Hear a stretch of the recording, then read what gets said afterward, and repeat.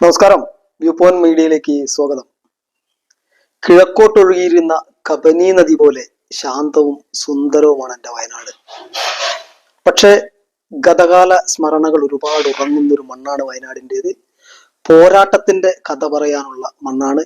ചതിയുടെ, വഞ്ചനയുടെ കഥകളും അതോടൊപ്പം തന്നെ നമുക്ക് കേൾക്കാം വയനാടിന്റെ കാറ്റ് പറയുന്ന കഥകൾ.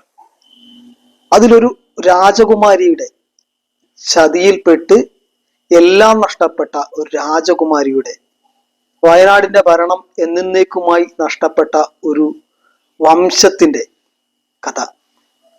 ഒരു കാലഘട്ടത്തിൽ വയനാടിനെ ഭരിച്ചിരുന്ന വേട രാജവംശം എന്ന കുറുമരുടെ രാജവംശത്തിന്റെ കഥയാണ് ഇന്ന് ഞാൻ പറയുന്നത്. വയനാട്ടിൽ എത്തുന്നവർ പനമരത്തിനടുത്ത എരനല്ലൂർ എന്നൊരു ക്ഷേത്രമുണ്ട്. നിങ്ങൾ വയനാട്ടിന്റെ സംസ്കാരത്തെ കുറിച്ച് അറിയണമെങ്കിൽ, വയനാടിനെ കുറിച്ച് അറിയണമെങ്കിൽ ഒന്ന് അവിടെ പോകണം, ആ ക്ഷേത്രത്തിന് മുമ്പിൽ പോകണം, ഒരു നിമിഷം കണ്ണടച്ച് നിൽക്കണം. അപ്പോൾ നിങ്ങൾക്ക് വയനാടിന്റെ ഒരു ഗതകാല സ്മരണ നിങ്ങളിലേക്ക് ഒഴുകിയെത്തും. നിങ്ങൾ പോലും അറിയാതെ ഈ വയനാടിനെ വയനാടാക്കിയ ചെറിയൊരു ചരിത്രം നിങ്ങളിലേക്ക് ആവാഹിക്കുന്നതായി കാണാം. ഈ എരനെല്ലൂർ ക്ഷേത്രം സത്യത്തിൽ ഈ ഇരവി നെല്ലൂർ എന്ന പേരിൽ നിന്നാണ്, അത് ലോപിച്ചാണ് ഈ എരനെല്ലൂർ എന്നുണ്ടായത്. ഇരവി എന്ന് പറയുന്നത് വയനാട്ടിലെ കുറുമ രാജവംശം, വേട രാജവംശം എന്നാണ് പറയാ. കുറുമര്, ഇന്നത്തെ വയനാട്ടിലെ ആദിവാസി വിഭാഗമായ കുറുമർ ഒരു കാലത്ത് വയനാട് ഭരിച്ചിരുന്നു. അവരുടെ ആ രാജവംശത്തിന്റെ പേര് വേട രാജവംശം എന്നായിരുന്നു. ആ കുറുമ രാജവംശത്തിലെ ദേവീ തുല്യായിട്ടുള്ള ഒരു സ്ത്രീയുടെ, രാജകുമാരിയുടെ പേരാണ് ഇരവി. ഈ ക്ഷേത്രം നിർമ്മിക്കുവാൻ വേണ്ടി സ്വന്തം കാതിലെ തോട വിറ്റാണ് ആ ക്ഷേത്രം ഈ ദേവി നിർമ്മിച്ചത്, ഈ ഇരവി രാജകുമാരി നിർമ്മിച്ചതെന്നും ഈ ക്ഷേത്രത്തിലേക്ക് ഭഗവാനെ കാണാൻ ഗോത്രവർഗത്തിന്റെ ചില നിയമങ്ങൾ കാരണം ക്ഷേത്രത്തിനകത്തേക്ക് പ്രവേശിക്കാൻ കഴിയാതെ വന്നപ്പോൾ സങ്കടത്തോടുകൂടി പുറത്ത് കുളത്തിനടുത്തിരുന്നപ്പോൾ ഒരു കല്ല് തെന്നി മാറി, ക്ഷേത്രത്തിന് നിർമ്മിച്ചിരുന്ന ഒരു കല്ല് തെന്നി മാറി പ്രതിഷ്ഠ ദേവി രാജകുമാരിക്ക് ദൃശ്യമായി എന്നുമാണ് കഥ. ഈ രാജകുമാരിയുടെ ഒരു കഥയും ചരിത്രവുമായിട്ടാണ് ഈ രാജവംശത്തിന്റെ ഭരണം വയനാട്ടിൽ നിന്ന് ഇല്ലാതായത്. അതിനെക്കുറിച്ചാണ് ഞാൻ ഇന്ന് നിങ്ങളോട് പറയുന്നത്. വയനാടിന്റെ സാംസ്കാരിക ചരിത്രത്തിൽ പുരാതന കാലം മുതലുണ്ടായിരുന്ന ഒരു ക്ഷേത്രം, ഇന്നും അതിന്റെ ശോഭയോടുകൂടി നിൽക്കുന്ന ക്ഷേത്രമാണ് തിരുനെല്ലി ക്ഷേത്രം. ഈ തിരുനെല്ലി ക്ഷേത്രത്തിൽ ദർശനത്തിനായി കുമ്പള രാജവംശത്തിലെ ഒരു രാജകുമാരൻ വരികയും ആ രാജകുമാരൻ ഈ ഇരവി എന്ന് പറയുന്ന രാജകുമാരി, വേട രാജകുമാരിയിൽ ആകർഷനാവുകയും അവർ അനുരാഗത്തിലാവുകയും ചെയ്തു.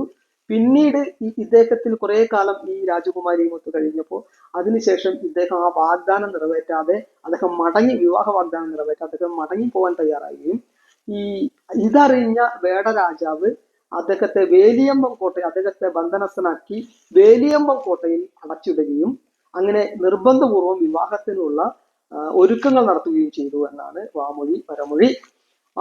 അങ്ങനെ ഇതറിഞ്ഞുകൊണ്ട് തന്നെ കുമ്പള രാജാവ് കുറുമ്പനാട് കോട്ടയം രാജവംശത്തിലെ ആളുകളുടെ, കണ്ണൂർ ആസ്ഥാനമായിട്ടുള്ള കോട്ടയം കുറുമ്പനാട് രാജാക്കന്മാരുടെ സഹായം ആവശ്യപ്പെടുകയും അവർ യുദ്ധസജ്ജരായി വയനാട്ടിലേക്ക് ചുരം കുന്നുകയറി, അന്ന് ചുരം എന്ന് പറയാൻ പറ്റുമോ എന്നറിയില്ല, ചുരം കയറി വരികയും, ഇതൊരു പ്രയോഗമാക്കുന്നത്, ചുരം കയറി വരികയും അങ്ങനെ ഈ വിവാഹത്തിന്റെ ചടങ്ങുകളിൽ എല്ലാം മറന്ന് ഈ വേടരാജ കുറുമർ എന്ന് പറയുന്ന അമ്പലത്തിലൊക്കെ അവരെ വെല്ലാൻ ഒരാളും ഇല്ലാത്ത അത്രത്തോളം യുദ്ധസജ്ജരായിട്ടുള്ള യോദ്ധാക്കളുടെ ഒരു സമൂഹമാണ് കുറുമര്.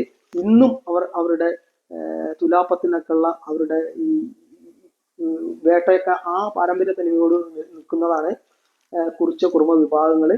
അപ്പോ ഇവരെല്ലാം ഈ വിവാഹത്തിൽ മയങ്ങി നിൽക്കുന്ന സമയത്ത് അവരെ ആക്രമിക്കുകയും ഈ രാജാക്കന്മാരെ തോൽപ്പിക്കുകയും രാജകുമാരിയെ നിർബന്ധപൂർവം ഒരു നമ്പ്യാരെക്കൊണ്ട് വിവാഹം കഴിപ്പിക്കുകയും ചെയ്യുന്നു എന്നാണ്. പക്ഷെ ഇതിന് മറ്റൊരു വശം പറയപ്പെട്ട് കേൾക്കുന്നത്, ഈ രാജകുമാരിയെ വിവാഹം കഴിക്കാമെന്ന് ഞാൻ വാഗ്ദാനം ചെയ്തതുകൊണ്ട് അതിൽ നിന്ന് എനിക്ക് പിന്മാറാൻ കഴിയില്ല എന്ന് രാജകുമാരൻ ശാഠ്യം പിടിക്കുകയും അതേ സമയത്ത് തന്നെ നന്ദില്ലത്ത് ആ മുഹൂർത്ത സമയത്ത്, ആ മുഹൂർത്തം ഒരു യുവതിയുടെ ശാപം ലഭിക്കാതിരിക്കാൻ നന്ദിലത്ത് നമ്പ്യാർ എന്ന് പറയുന്ന ഒരാളെ കൊണ്ട് ഇരവിയെ വിവാഹം കഴിപ്പിക്കുകയും ചെയ്തു എന്നാണ് നമ്മൾ ഇതിലെ കഥ. ചരിത്രമാണോ കഥയാണോ മിത്താണോ എന്ന് വേർതിരിച്ചറിയാനാവാത്ത വിധം വയനാടിന്റെ മണ്ണുമായി ചേർന്ന് കിടക്കുകയാണ്. അതുകൊണ്ട് തന്നെ ഞാൻ കഥയെന്ന് പറഞ്ഞാലും ചരിത്രം എന്ന് പറഞ്ഞാലും മിത്ത് എന്ന് പറഞ്ഞാലും അതിനൊക്കെ ഒരർത്ഥത്തിൽ നിങ്ങൾ എടുക്കുക. അതെന്താണെന്ന് നമുക്കും അറിയില്ല. അങ്ങനെ നന്ദിലത്തിൽ നമ്പ്യാരെ കൊണ്ട് ഇവരെ വിവാഹം കഴിപ്പിക്കുകയും ചെയ്തു എന്നാണ്. അതിനുശേഷമാണ് 18 ഇടങ്ങൾക്കായി ഇത് ഈ ഭരണം 18 നമ്പ്യാർ നായർ കുടുംബങ്ങൾക്ക്, തറവാടുകൾക്കായി ഈ വയനാടിന്റെ ഭരണം വേട രാജവംശത്തിന്റെ കയ്യിൽ നിന്നും വയനാട്ടിന്റെ ഭരണം ഏറ്റെടുക്കുകയും രാജകുമാരനെ വീണ്ടെടുക്കുവാൻ സഹായിച്ച കോട്ടയം കുറുമ്പനാട് രാജാക്കന്മാർക്ക് ഇത് ഏൽപ്പിച്ചു കൊടുക്കുകയും കുമ്പള രാജാവ് ഏൽപ്പിച്ചു കൊടുക്കുകയും മണ്ണിന്റെ അവകാശം ഏൽപ്പിച്ചു കൊടുക്കുകയും അവരുടെ സാമന്തന്മാരായി 18 ഇടങ്ങൾക്ക് കൽപ്പറ്റ ഗ്രാമം അങ്ങനെയുള്ള കുറച്ച് വീടുകൾ, അങ്ങനെയുള്ള 18 ഇടങ്ങൾക്ക് ഈ വയനാടിന്റെ അധികാരം ഏൽപ്പിച്ചു കൊടുക്കുകയും 18 തറവാട്ടുകാർക്ക് ഏൽപ്പിച്ചു കൊടുക്കുകയും ചെയ്തു എന്നാണ്. അങ്ങനെയാണ് വയനാട്ടിന്റെ സമ്പന്നമായ ഈ സാംസ്കാരിക പൈതൃക ഭൂമി ഒരു ആദിവാസി ഗോത്രം, ആദിവാസി രാജാക്കന്മാരുടെ കയ്യിൽ നിന്ന് എന്നേക്കുമായി പോയത്. നമുക്കറിയാം, പഴശ്ശി രാജാവ് ബ്രിട്ടീഷുകാർക്കെതിരെ പൊരുതിയപ്പോൾ കുറിച്യരും പണിയരും എല്ലാം എല്ലാ അർത്ഥത്തിലും അവരോട് ചേർന്ന് പോരാടിയും കുറുമരുടെ പ്രാതിനിധ്യം അതിൽ കുറവായിരുന്നു.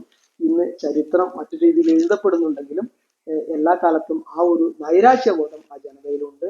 ഒരിക്കൽ അവർ പക്ഷേ നമുക്ക് ഇതിന് തെളിവായിട്ട് ചരിത്രം മുൻപ് പറഞ്ഞതുപോലെ ചരിത്രം ആ രീതിയിൽ എഴുതി വെക്കുന്ന രീതി ഭാരതീയർക്കില്ലായിരുന്നു കൊണ്ടുതന്നെ ചരിത്രം ഏത്, കഥ ഏത്, മിത്ത് ഏതെന്നും തിരിച്ചറിയാൻ പറ്റില്ല നമുക്ക്.